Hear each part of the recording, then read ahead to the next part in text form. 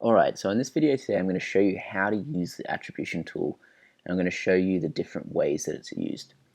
So first off, go up to the top corner and measurements and reports. You're going to go to attribution.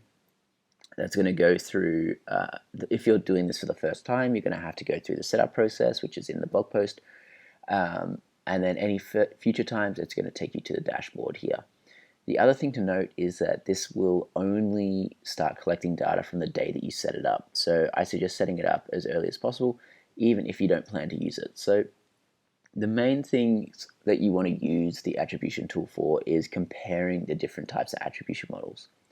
So just a few things to note here. Up in the top right, you have the conversion that you want to measure. So in most store cases, it's going to be purchase.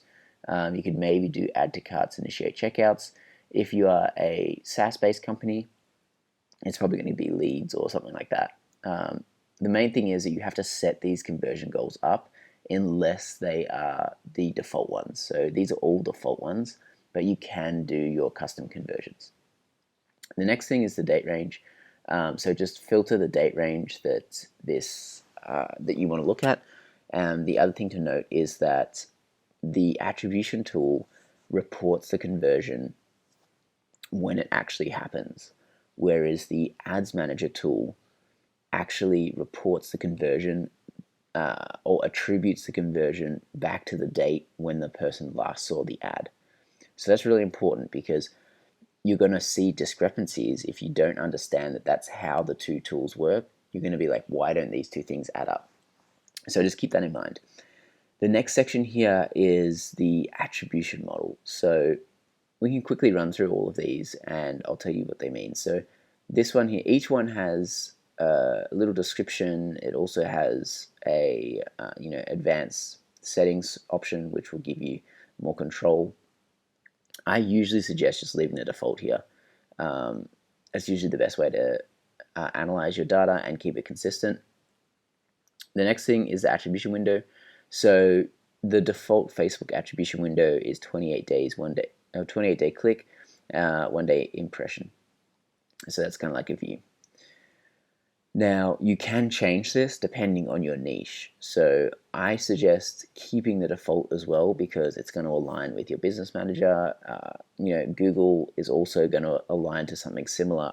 It's usually 30 day, not 28 day, but the standard advertising attribution window is usually 28 day click, 1 day impression. As soon as you start changing this around to be longer, you're going to be more lenient with when you attribute conversions. If you go shorter, you're going to be more strict about where you contribute when you're attributing your conversions. So for example, a 1 day click and 1 day visit means that if it doesn't happen the day that they click or see the ad, you're not going to give that channel credit. Whereas if you do 90 day click and 90 day impression, this is extremely lenient. So at any point in 3 months, if someone clicked or saw an ad, you're going to attribute that conversion to that ad. So I highly suggest using the middle ground. So even credit means that you are essentially just giving an equal credit to every single channel, and it's going to even out or average out. Very straightforward, but it doesn't necessarily show the importance of the first and the last touch. The last click or visit means that it was literally a click on your ad. The last touch means it could be a click or a view. The positional 30 means that 30%, so if you were to say that a conversion equals 1, 30% of that 1 will go to the first and the last click, and then the remaining 60% will be spread out evenly across the middle touch points.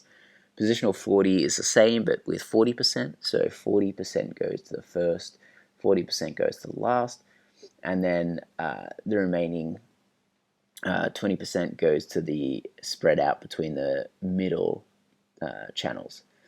Time decay is interesting because you're essentially just increasing the importance the closer the attribution channel. You're increasing the importance of the channel and the credibility the closer to the conversion goal. So 1 day is really small. 7-day if you're going to use this one, but I highly suggest that you use when you are comparing, you want to compare the last touch or visit to the 40-day positional. So that's what I'm going to show you how to do today. So when you look at this model here, you're going to see that it's going to pull up some stats here. So you're going to have your total conversions. Remember, we're doing website purchases and we're doing the date range here. So it's going to pull up your total conversions, and it's going to say the percentage that was tracked or attributed to paid advertising, to organic and direct.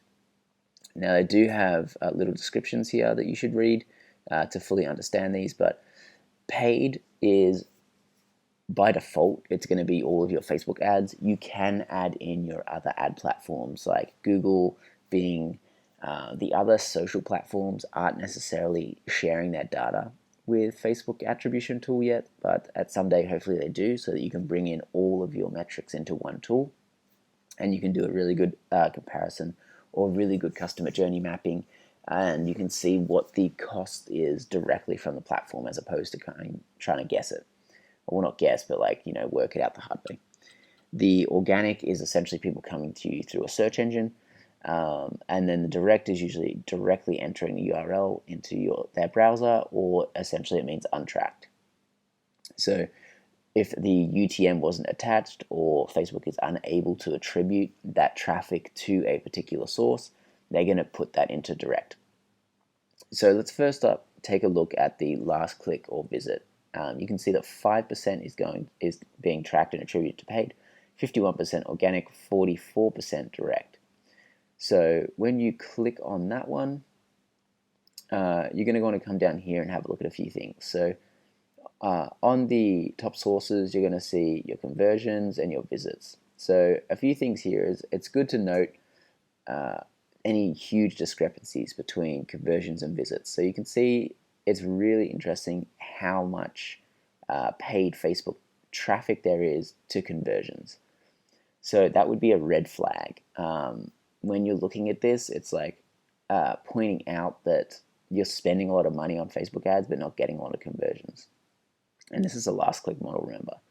And down here you can see exactly how it's broken out, and you can see the visits, number of conversions, and the value. So you can see here, we're going to focus on the Facebook paid and the Instagram paid. You can see here that's on the last click model, it's only attributing $18,000 to everything that we're spending on Facebook. For let's have a look here. For the Instagram paid, which isn't even in here because it's so low. So that's another point to make. So Instagram paid isn't even in here. It is actually, but it just doesn't have enough conversions to make it into the top sources. So now the interesting part here is when you change this. So let me just show you this one more thing.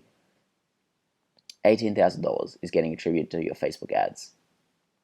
$6,000 is getting attributed to Instagram ads.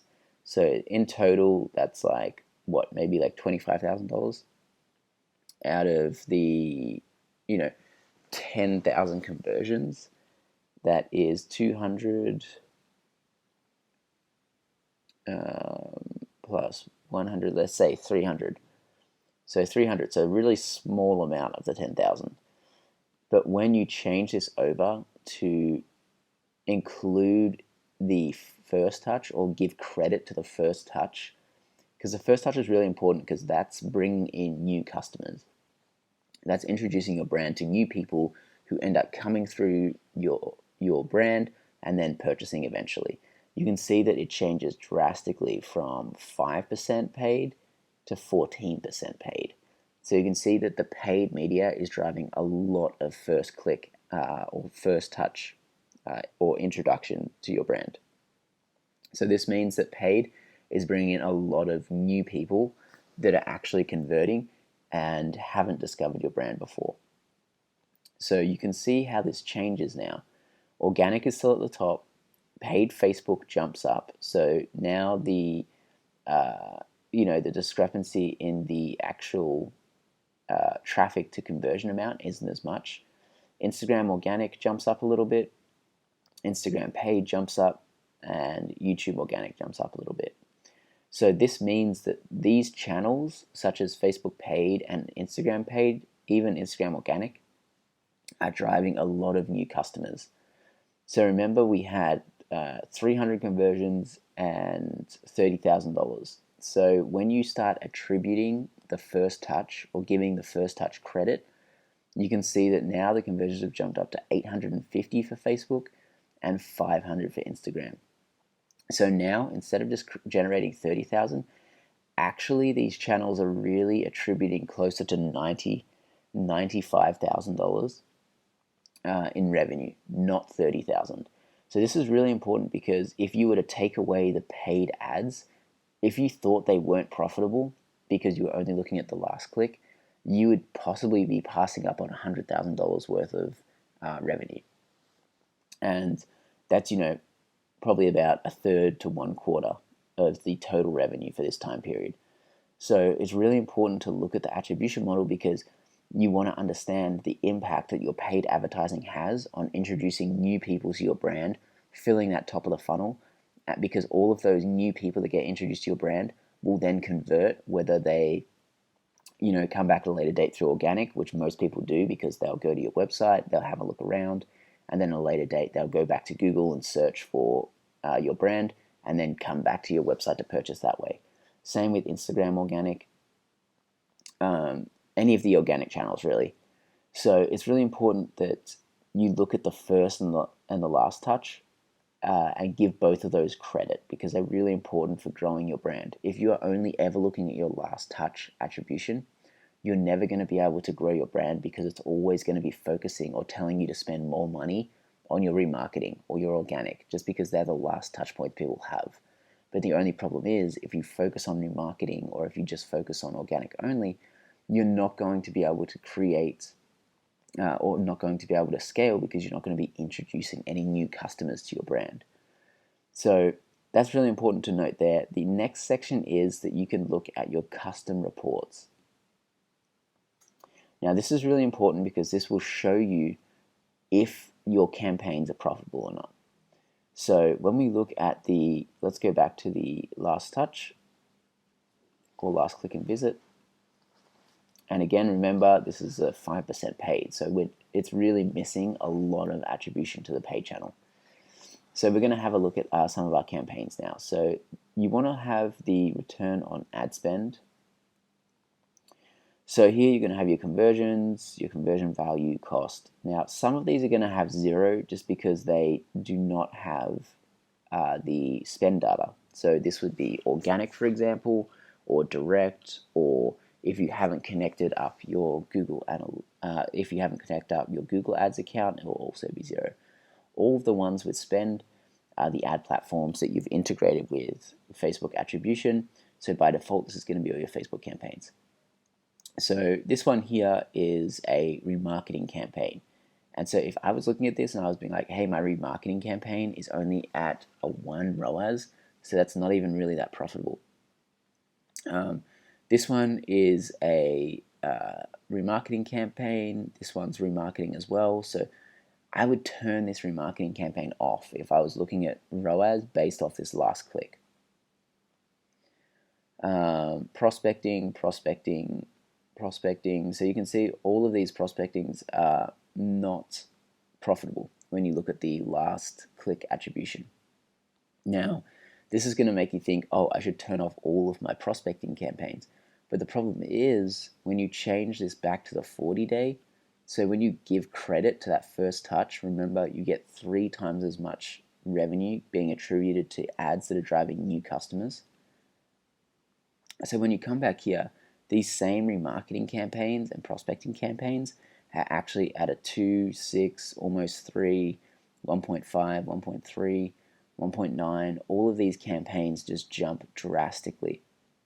Now there are still a few that didn't work out. So this is a prospecting campaign, and you can see that we've obviously not generated as much as we've spent, so this campaign we've ended up turning off.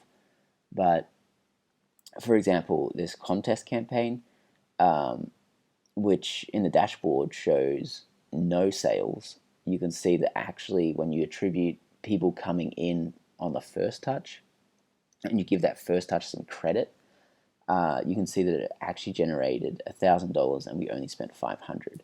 So instead of this campaign showing 0 conversions and no value, it's actually generated $1,000 worth of new customers. So this is a great way to look at your campaigns and see if your individual campaigns are profitable or not. The other thing is that it works really well for your prospecting campaigns, because a lot of the time your ads manager is going to report a lot lower, or sorry, not your ads manager, but your Google Analytics or any other tracking tool, and possibly even your ads manager is going to report a much lower ROAS on your prospecting campaigns, because it's more than likely that the person that came to your website through that prospecting campaign ended up converting off a remarketing ad, or went and converted off an organic traffic source, because one, they saw a remarketing ad and they clicked on that. So in the ads manager, that remarketing ad is going to get the attribution for that conversion. And then two, with Google Analytics, as soon as someone goes back to organic and searches your brand to go and make that purchase, your actual prospecting ad gets no credit at all, because remember, the attribution of that conversion will go to the last touch. So it's really important to look at your traffic sources and your ad campaigns and see which campaigns are actually introducing new customers to your business that it then go onto a later date to convert into customers. Because if you constantly focus on the last touch, you're not going to be able to scale your company, because you're going to constantly be thinking that all of your prospecting campaigns are not driving revenue, when in fact they actually are driving revenue, because they are the campaigns that are introducing new customers to your business, which are then later converting off remarketing ads or other channels that are closer to the end point of the conversion. So that's a quick overview of the best way to use Facebook attribution tool and to really see the importance of your prospecting campaigns. So let us know if you've got any questions down in the comments and we'll go through those.